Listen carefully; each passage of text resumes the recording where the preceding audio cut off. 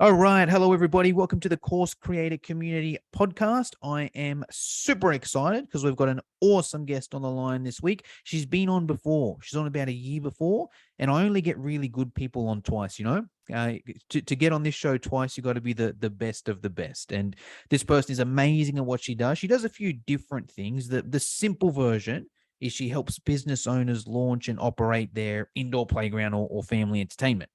Now, you may be listening to this and being like, well, hold on, I'm not an indoor playground person. How's Michelle going to help me?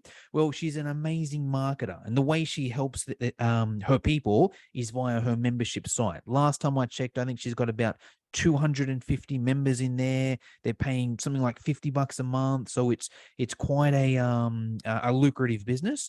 On top of that, Michelle's also an amazing marketer. She runs Facebook ads for people. She's got a very popular podcast, the Marketing Junkie podcast, that I recommend check out. But anyway, without further ado, here she is, the one and only Michele Caruana. Michelle, how are you? Great. And thank you so much for having me. I'm very excited to be back a second time and I am honored. Awesome. No, I'm excited to have you on. Now, I gave you a bit of an intro there, Michelle, but do you want to tell the listeners, maybe in a bit more detail, what is it exactly you do? Sure. So, just a little bit of context and background. I didn't just choose this niche randomly. I started in the corporate marketing world. I actually went to business school. And then, after my first child was born, I actually decided to leave the corporate world and dive headfirst into entrepreneurship. And I opened an indoor playground. And it was really difficult those first couple of years. I learned a lot of really difficult, expensive lessons. And luckily, we were able to figure it out. But I noticed that a couple years in, when we really started bringing in, more money and being more successful, and we opened a second location, my inbox was, filling up with emails saying, how did you do it? I'd love to, pick your brain, which I hate that phrase. But I started doing consulting and every single call was pretty much the same. So after a little bit of that, I decided, you know what, I'm going to package everything I know about the indoor playground industry, put it into a course, which then expanded into a membership, which expanded into templates and resources and all sorts of online resources for both prospective and current indoor playground owners. Love it. There's so many good parts to that there. I think even before we get into the membership side of things, I'll share a couple of things that I've seen with that story there, Michelle, and I'd love to get your opinion on it too. So I find that like the best people in the online course membership sort of space are those people that are like, have done the thing first. It's not like, just as you said, didn't just wake up and be like, hey, I'm going to target dentist today, and like that could be a good strategy as well. There's ways where that can work. But I'd probably say more if it's the ad side of things. Like I'm guessing you could probably run ads for dentists if you want, but like in terms of But I business. wouldn't teach people how to fill cavities or how to run their dental practice. Exactly. Like if you're teaching someone how to run that specific business, it helps if you've done that business yourself first and that you've been really good at it. And I think even better as well, if you struggled at it at the start, I think that's an advantage because that sounds similar to me, like in the fitness boot camp Yes, world. exactly. I was just going to say that. Yes, Yeah, absolutely. used to run one, sucked at it, but because I sucked at it, I learned how to get better and then could teach someone else, right? So I think that's important. And then I think the other thing that's important with an online course is that, and a membership as well, obviously, is that you have that defined niche because it's very hard to come up with a system that helps everyone, right? But if you've got that defined niche, you mentioned, hey, the course, like I was doing these calls and it was the same thing for every single person. Now I can put a course together. And I think that's a good thing for a course as well. Start doing some consulting, and then when you get the same questions, okay, there's a course in this. What's your take on that? Yeah, absolutely. And it also occurred to me while I was doing these consulting calls that, like I said, not only is everybody asking the same questions, but they also weren't asking all of the right questions. Mm, So I would leave every call feeling like, oh my gosh, I had so much more to say, but they can't afford another hour or 2 hours. mm, And I could tell, they didn't ask about this, but I know that, within that first year, this is going to be an obstacle that they need to overcome. So for me, creating my course and my membership wasn't just about answering people's common questions.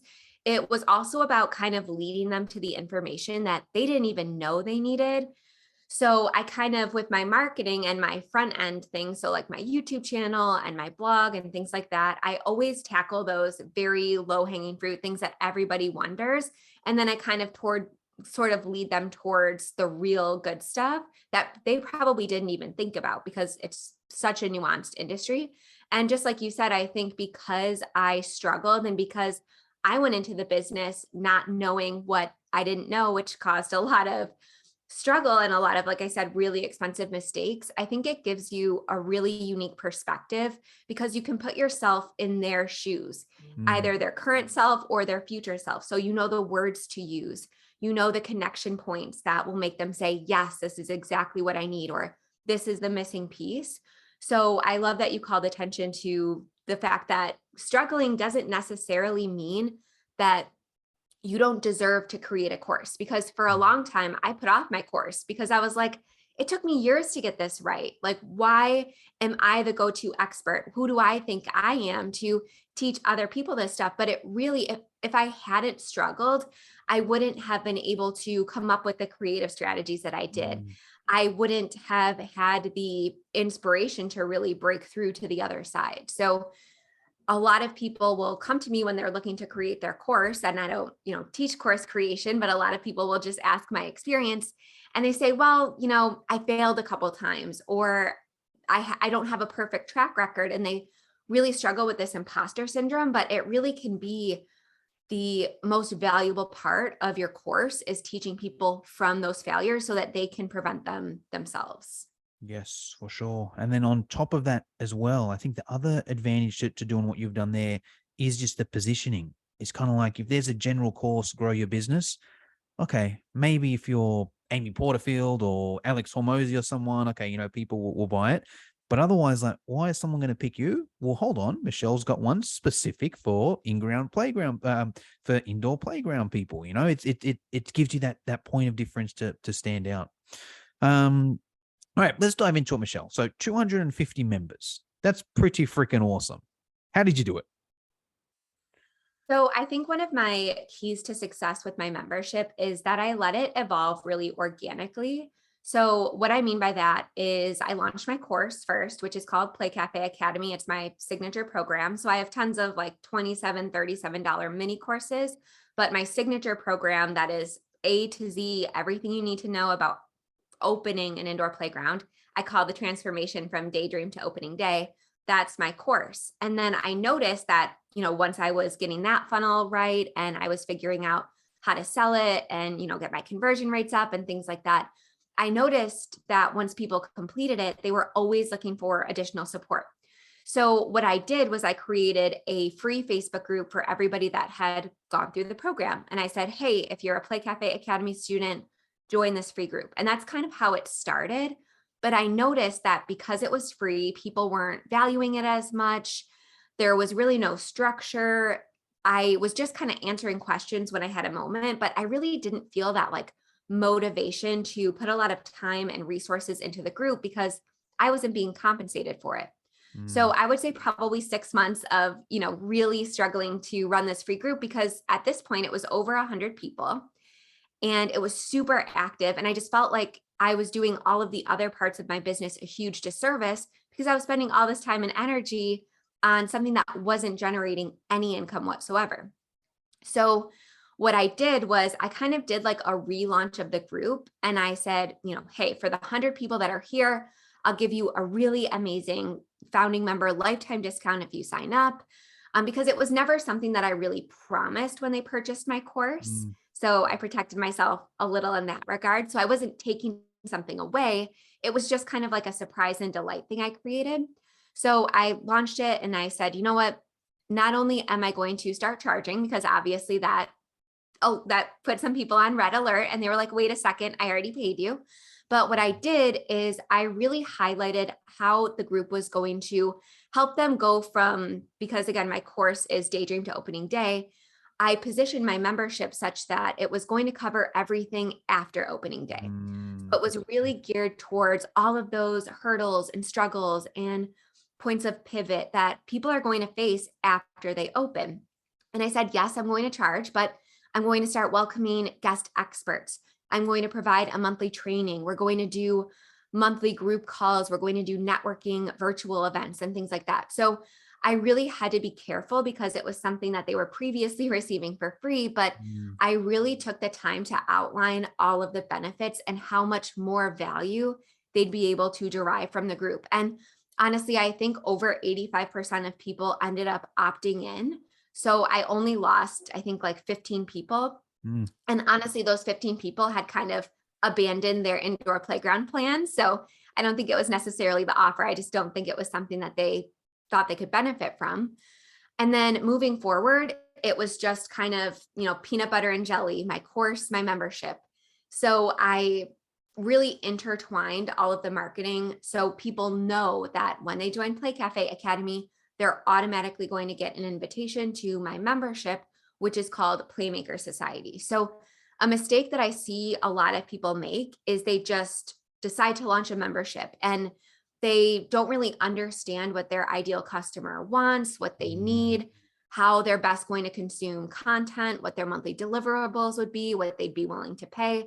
But because I spent all 6 months basically providing information and tips and answering questions, I knew exactly how I was going to be able to increase the value that people were going to be able to get and also find a price point that would marry it. And honestly, I don't spend, other than mentioning it in YouTube videos and my podcast, I don't even have a sales page for my membership because Wow. my conversion rate from my course into my membership is so high, because by the time people complete my course, they're like, all right, I'm ready. What's the next step? So I think listening to what my customers needed and creating the membership based on that and not the other way around, I think is one reason rather that I was able to see success right away. And it wasn't that same uphill battle that a lot of membership owners face. Okay. Couple questions with that. Do you know what your percentage is, like, for the amount of people that take your course that then continue on to the membership? Yeah, I just looked. So I've been able to maintain that like 85% conversion rate. Now, That's a big amazing. reason for that conversion rate is because I do offer a free 1-month trial. Gotcha. So so only for people that pay in full for my course. So they have to do the pay in full option. They can't choose a payment plan. So that's one of my pay in full perks. And they get a 1-month membership into Playmaker Society, which is worth $47. Now, I know a lot of people are wary of the free trial and a lot of people recommend against it, but that's because a lot of times a free trial can attract freebie seekers or quote unquote tire kickers, or people that don't value your expertise or your value. However, because I've pre-qualified these people by purchasing my $600 course, I felt like by offering this free trial, it wasn't going to attract that same sort of person that might opt into a free trial where there's no pre-qualifications or no prerequisite. And another reason that I decided to offer a free trial is because my course is very long. It's very robust. And I knew that just because I know my customers, and when they sign up for my course, they're so excited and they just want everything all at once. They want to like drink from the fire hose. But I know that it's going to take them a lot of time to go through the course. So I knew that if they sign up for the course and then purchase the membership right away, it would cause them to cancel because they'd be like, well, I haven't been able to even look at this membership. I have so much to deal with this course. So I felt like by offering that free trial, it gave them a month to kind of get a feel for it, join the group, make some connections without feeling that pressure of, oh my gosh, I'm about to have my second payment and I didn't get any value from the first month. So considering those two things, I absolutely highly recommend a free trial for a back-end membership, meaning a membership that has a prerequisite like a course.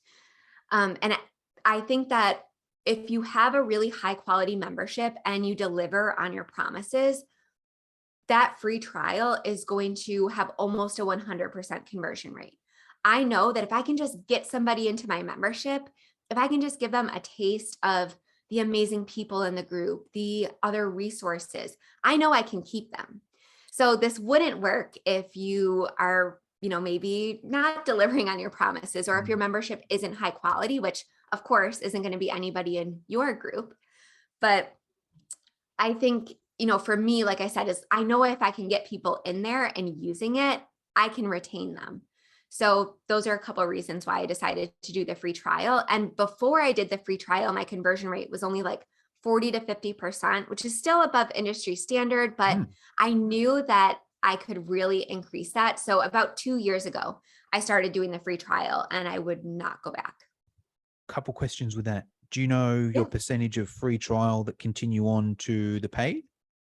Yeah, it's almost 100% for at least 3 months. Okay, that was my next question. So what do you know, how long does someone usually stay in your membership for? Yep. So right now, my average lifetime membership is around 9 months. And I know it could be longer, but the people that cancel, because I always do like a little exit survey.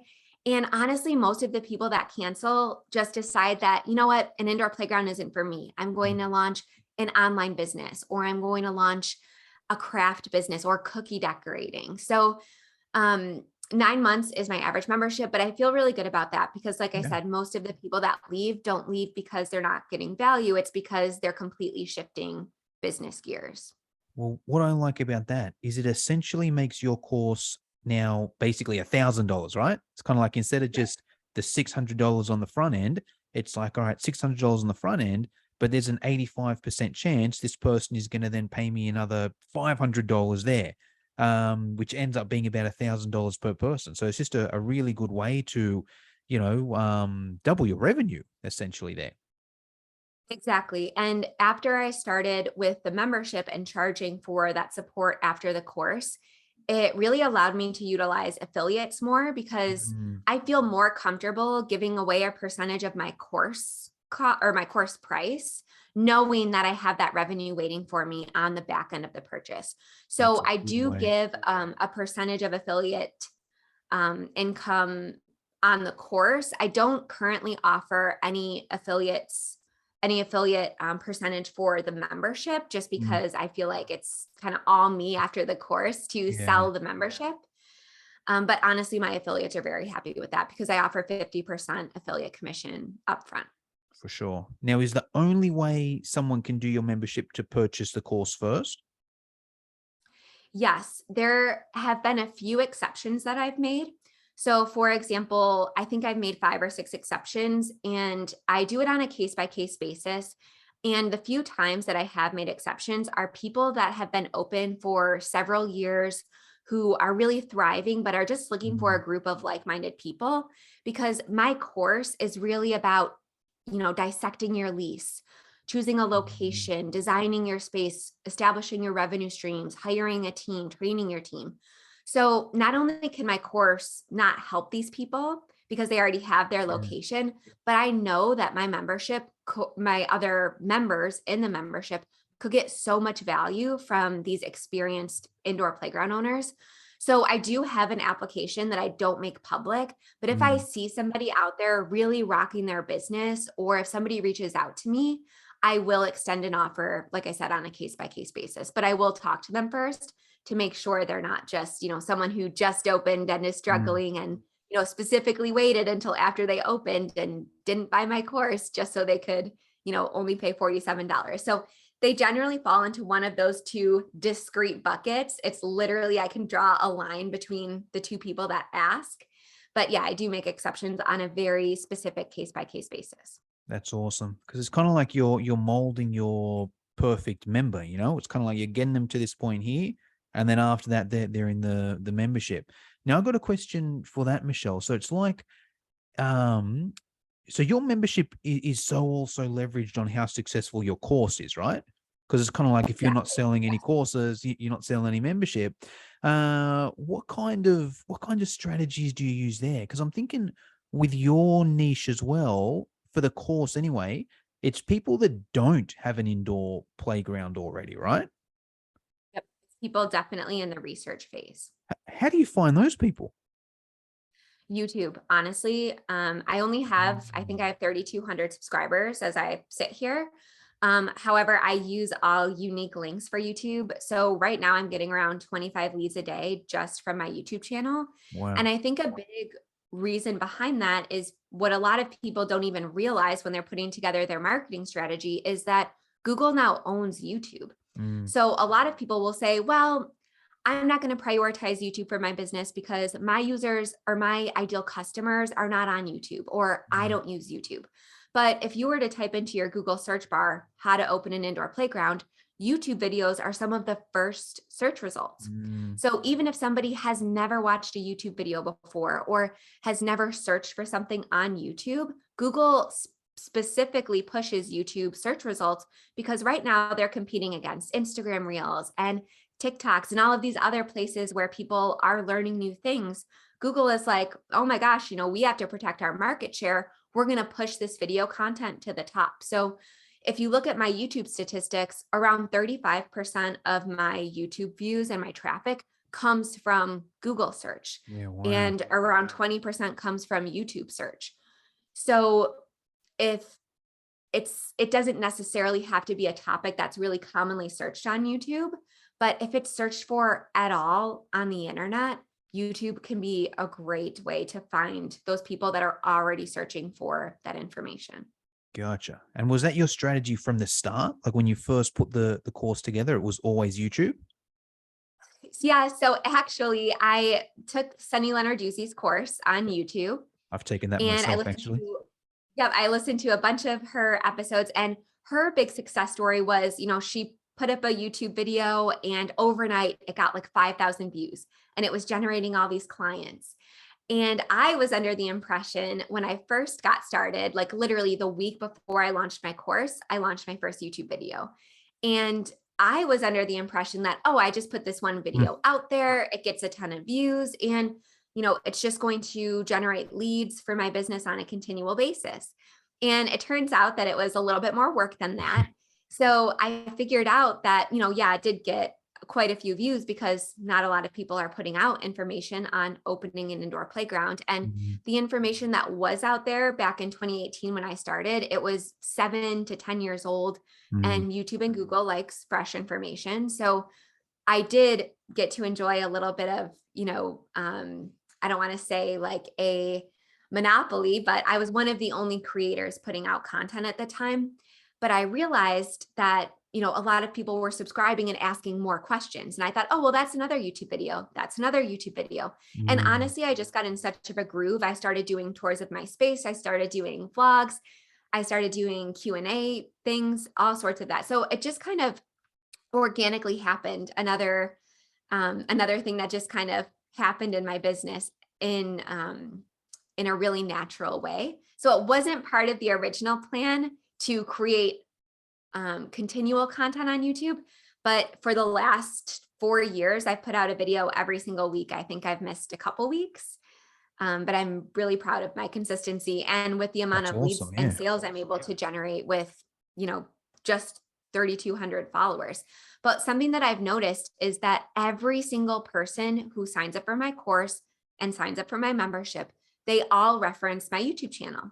So Yeah. whether they find me on YouTube or whether they find me somewhere else, at some point along their customer journey before they purchase something from me, they're watching my YouTube videos. They're getting used to learning from me on video.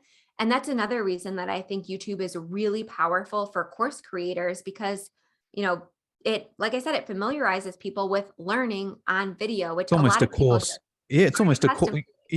Your Exactly. YouTube channel's almost a course on its own, right?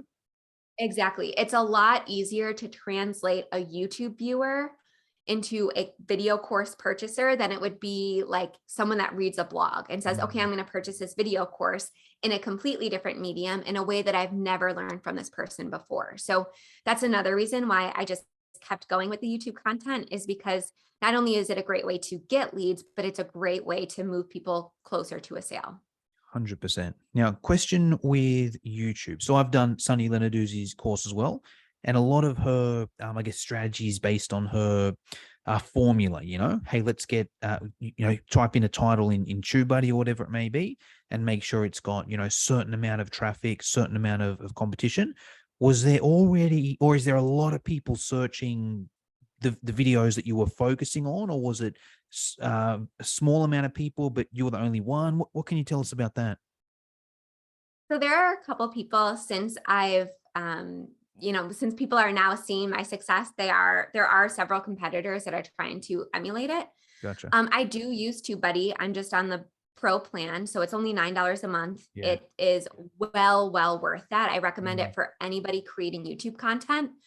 And it gives you, what I love about TubeBuddy is, yes, it takes into consideration traffic and things like that, but it also takes into consideration your niche. Mm. So let's say I'm going to sit down today and I want to create a topic about selling out your summer camps.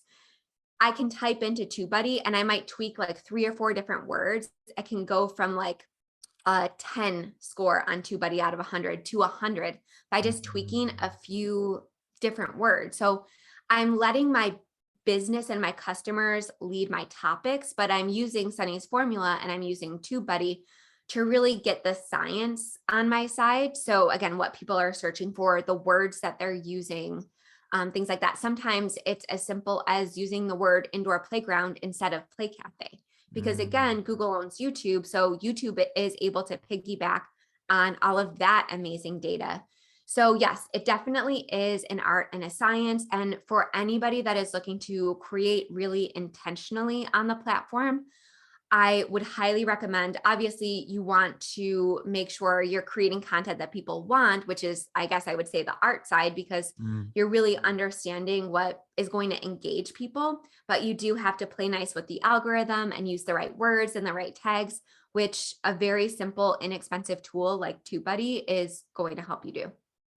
Yeah, it's a good breakdown there. You need both of those, right? It's kind of like you can have really good content, but if no one's searching that content, or like, It's if you're not, useless. yeah, if you're not optimizing it for the algorithm, well, no one's going to see it. Then same the other way. You may be great on the algorithm using TubeBuddy and there's all these searches and no competition, but if your content sucks, well, you're not going to make any sales from it. So yeah, you really need both of those. Okay, let's move on. And then the sales side of things, Michelle. So you got your YouTube channel, people are typing things in, they're, watching your videos, they're entering their details in. How do they go from a lead to then a purchaser?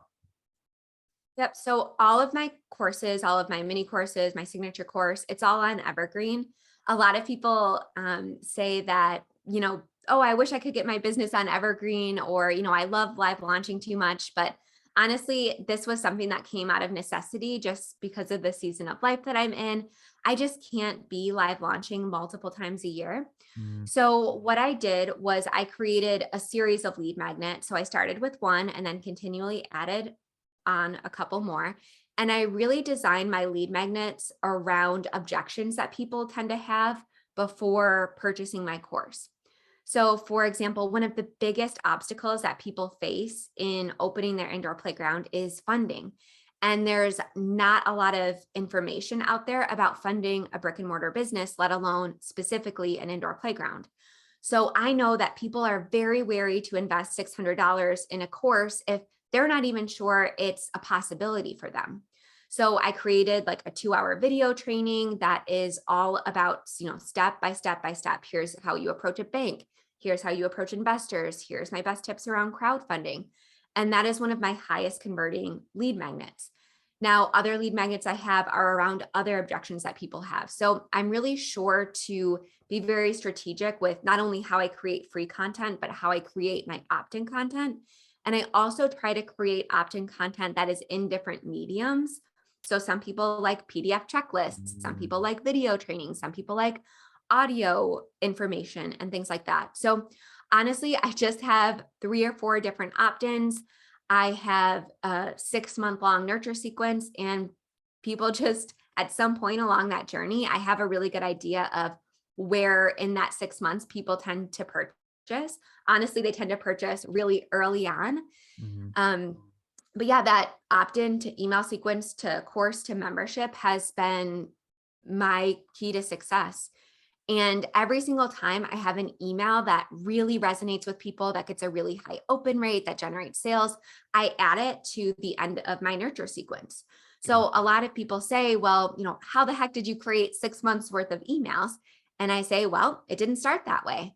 I Mm. simply created like a month of regular email content. And then every single time I had a great email or I created a great new piece of content that I was really proud of, like a YouTube video or a podcast or anything that really positioned me as the expert or overcame an objection or just formed a personal connection with somebody that might be reading, I added it to the end. So it took me several months to get there. And honestly, I need to update it because I try to do it every year and it's about time. It's really easy to get complacent when Oh, you have an evergreen funnel. So I know I have to go back and update some stuff about COVID and things like that. But honestly, a lot of people assume that I have all these bells and whistles in my funnel, but it's actually very simple. I don't have, an evergreen webinar that is, people can sign up for in 15-minute intervals. I don't use deadline funnel. I don't use anything like that. It's way simpler than people think. But again, I think it's because every single step I've taken has been really intentional and has been really born naturally out of what people are asking of me. love that. Let me make sure I've got my head around this. So the Yeah. funnel is essentially like this. Your content you'll create mainly on YouTube. You create a YouTube video every week. You've then got people opting in every day, either the new video or probably some old videos are still ranking there. Oh, yeah. They opt into so is there a different lead magnet for each YouTube video, or is it like on the YouTube video you I like just go put a here and list there's under every video. oh, gotcha. So they can pick any of those freebies under every video, basically. Yep. And then if you go to my YouTube channel, it's called Play Cafe Academy. I have under my video descriptions, every single one has like a little description, and then it has a list of all of my courses, all of my free resources, everything like Gotcha. that. So some people purchase my course straight away when they find me on Yeah. YouTube, but most people opt in to at least one free resource before they ultimately end up purchasing. But yes, Because everyone's been burnt before, right? The people that buy the course yes, straight away probably haven't been burnt by a bad course before. So, exactly. all right. So that makes sense there. They then opt in. They'll get a series of 6 months worth of emails, which is, tips or, whatever it may be, or a sale. And those tips also have a sale on the bottom as well, I'm guessing. Is that how that sequence kind of I have works? sales emails. Yeah, I have sales emails sprinkled into all of my content, all of my emails, I should say. So like every third or fourth email, I highlight my course. But one of the things that I've really learned to do is just naturally talk about my course in every Mm, single piece of content that I do. So usually what happens when somebody finds a YouTube video from me is they subscribe. So not only are they hearing from me in their inbox, they're mm, also getting notified every love single it. time I post a video. And it could be a fun drinking game, but listen to one of my YouTube videos and I just naturally bring up my course all the time, or I share member success stories. So something that I kind of had to learn as a course creator is yes, people are there for the information, but stories sell. Mm, So a lot of times I'll be demonstrating a concept and I'll say, well, if you're struggling in this area, here's an idea. You can do this instead. And Tiffany from my Play Cafe in Kansas City, Missouri, when I visited her recently, she's a Play Cafe Academy and Playmakers Society member. This is her solution. And I just integrate those stories really organically. So it doesn't feel like an ad. It doesn't feel like I'm, like a robot talking or anything like that. So I really had to learn to just not let people forget ever that there mm. is a paid program and it's going to get them to where they want to be a lot faster than watching my 260 YouTube videos. Yeah, yeah, yeah. So there's a couple other really good insights I've got from that, right? And actually, I've got one more question there too, and then we'll get to Yeah. the insights. So it's a 6 month nurture sequence. So two Probably more questions. like 8 Eight, now. But okay. Okay, so say 8 months. Do you also send like any live campaigns during that time as well? Or like once they opt in, it's those 8 months of email and nothing else? And then what happens, I guess, after those 8 months? so I still send live emails.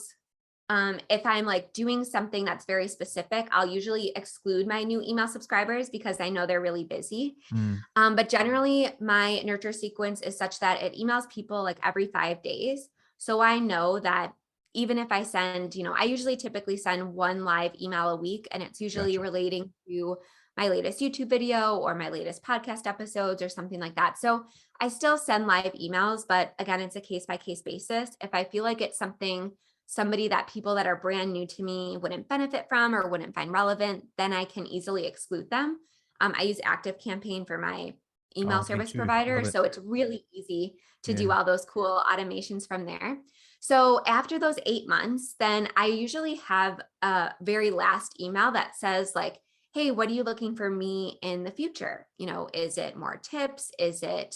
Are you looking more for one-on-one consulting? Like basically like, why haven't you bought yet? Mm, Because as soon as they purchase, they get entered into a new automation. So if gotcha. somebody reaches the end of the 8 months, they haven't purchased. So it's just kind of like a survey, and then it helps segment people.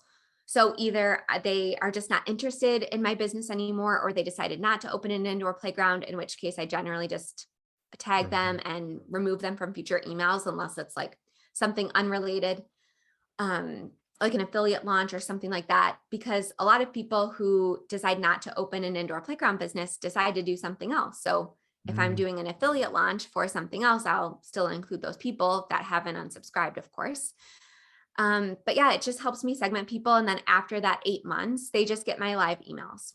gotcha.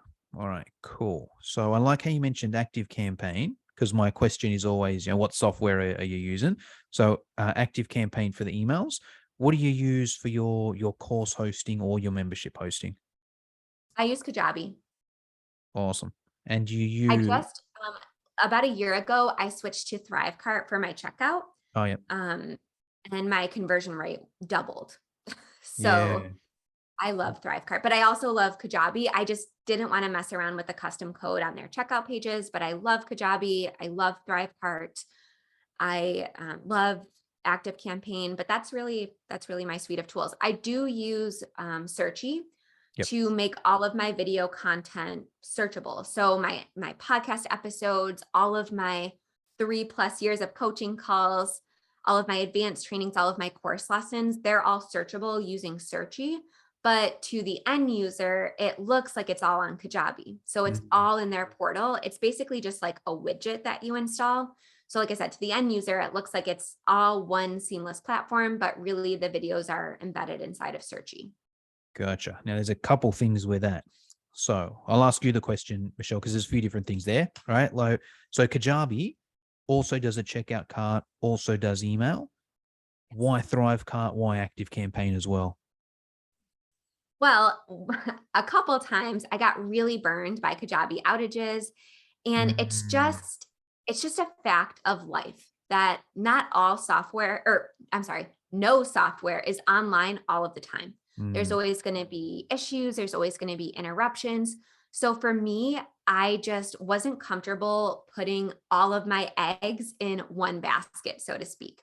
So I love that if Kajabi has a 24-hour outage, which they did during one of my, back when I was live launching, I know that I can simply email my list through Active Campaign a link to ThriveCart, and there's virtually zero business interruption. mm, And same thing with ThriveCart, and same thing with Active Campaign. I know that if one of those goes down, my business isn't screeching to a halt.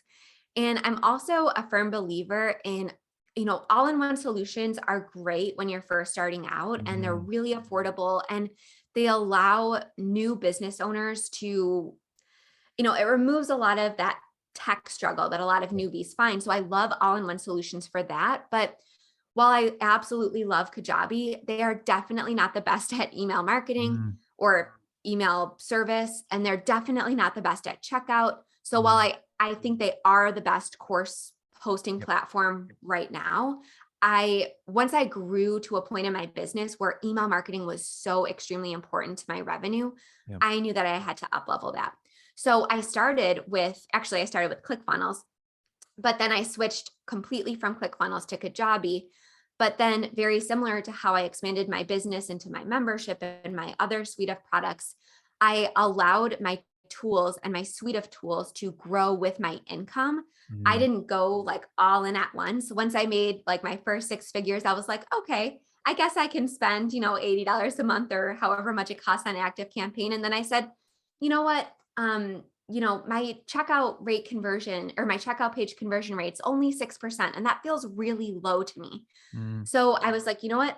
I'm going to try ThriveCart out. I've seen in a lot of groups that it's increased conversion rate. Now my checkout page conversion rate is over 15% just by making that one change. Yeah. So I'm always looking for all of my decisions that I make, I guess is what I'm getting at, are data driven.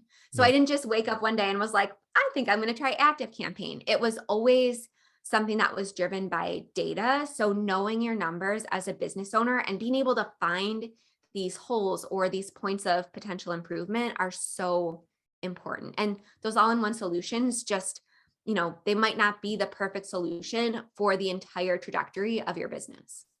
Love the way you've put that. So I think I'll share my thoughts on that. So I think for people listening, I would start with an all-in-one because it's just way easier. Like, don't get me wrong, ThriveCart, Kajabi, Active Campaign is the best by far. I do very similar myself. Right. But starting off, then you've got to integrate it, then you've got to get the tags, and you might need to use Zapier. Like, there's all and then the cost adds up as well. Like, starting off, I think it's easier to go all in one. Couple of the things that I found with I've never used Kajabi regularly. I use New Zenler for one of my businesses now, which is very similar to Kajabi, and same kind of thing. The email's just not great. So I also use Active Campaign for that one as well. Especially when it gets to things of like list cleanup and that kind of thing, which is more an advanced thing, like if you're just starting off, you don't need all the tools, but like it'll get to the point, where you want to clean your list up and you want to see who hasn't opened in 3 months. And then let's remove those people. Let's give them a certain tag. And, it's just the all-in-ones don't really have that side of things there. And then same with the checkout. I did the same thing as well. Got ThriveCart because it was like $500 for lifetime. Or did you get that deal? Yes, it Yeah, I've used Samcart in another business, which I pay, I think, $100 a month or something like that. And ThriveCart is better than Samcart for a one-off of 500. So good. But with this Samcart one, I still got some members in there that are paying, so it's paying more, and it's just, it's complicated. But what I found with the checkout, and I think Kajabi is probably the same because I know New Zenler is, you need to create the user needs to create an account before they buy. That's a pain in the ass because now, I need to create an account. Do I really want to create an account? Oh no, I'm not going to buy, or they think they've already got an account and now I forgot my password. Now I can't log in and buy. I'll press forget password and then forget about it. Like, it's not a good experience. Like, that's why I hate any all-in-ones like that where you need to create an account first. That's why I love ThriveCart. It's just buy there and then, integrate later, however you integrate. And then on top of that, like, ThriveCart's just so good for like the affiliates and the order bumps and the upsells. Like, they just make that so easy. And actually, I'm trying to, the only, what was that, sorry? Payment plans are huge. Different payment options, Different like payment choosing options. between a payment, stuff like that is really difficult on Kajabi without Yeah. custom coding. Yeah. And it takes 2 seconds to set up in ThriveCart, Yep. and you can duplicate the pages. And for different me, I was getting currencies as well, Michelle. That's because I sell some in Australia, some in US. I can have different currencies on there. That, like, Samcart doesn't do that. Yeah, and you can do Apple Pay now, Google Pay. There are so many different options that are just not available elsewhere. And for me, a lot of people that purchase my signature course have purchased some sort of mini offer from me before or something like that, because even though my courses are on Evergreen, probably 2 times a year, I'll do like a low priced, like 5-day workshop, like $37. So a lot of people will already have an account. And just like you said, they go to purchase my course, they have to reset their password, and then they're finally just like, whatever, I give up. Yeah. So, and it's also pretty difficult to integrate, like PayPal and things like that. And I was getting a lot of international people asking about it. So I made the switch and I gave it a couple months. I didn't change anything else. And my conversion rate from my checkout page literally doubled. Yeah. Yeah. 100%. And then searching. Oh, sorry. What were you going to say? Sorry. It's another thing that you don't need to worry about in the beginning. Yeah. But as you grow, those little things are going to matter a lot more. But what matters at the beginning is your offer, your messaging, your content, and things like that. So I always tell people to make sure you nail that first, because it's going to matter 100 times more than the tech. You can worry about refining and fine tuning and things like that later down the road, because your messaging is always going to matter way more than those little things. Bang on. If you're not making any sales at the moment, it's not because you're using Kajabi and not Thrivecart, right?